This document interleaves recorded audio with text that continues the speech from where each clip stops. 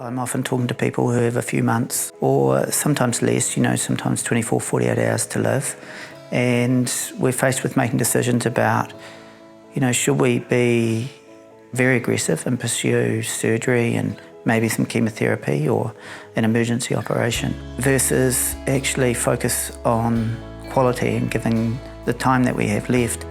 Actually, the most important concept is making that time worthwhile, particularly doing the things that you want to do.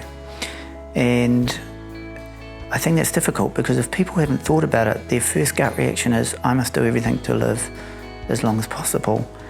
But in fact, our medical treatments may not change that outcome. In fact, they're very likely to make it worse in terms of the quality of life.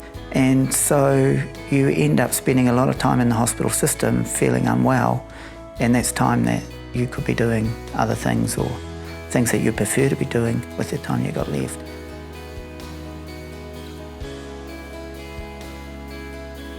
And I mean, everybody knows that the cost of living is death. No one gets out of life alive, I've heard someone say recently, and I think it's a very good saying. And if we accept that and that actually we're getting some warning that our death is coming, we've got this unique opportunity to use that time as wisely as we wish to.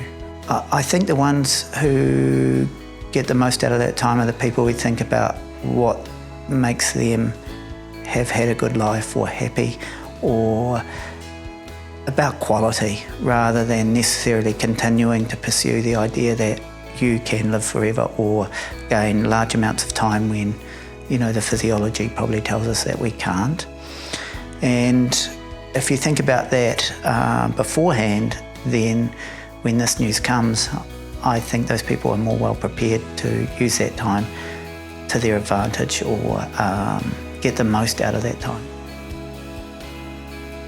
I think with modern, palliative care that we have, that many of these issues are overcome with good medication and attention to the things that are important to the patient at the time. It's not like the old days where you hear those stories of the older patients telling us how they remember how their parents died and, severe pain without analgesia. It's not like that now, it's changed. And these things can be managed, and the more we talk about them, the easier it is to deal with them.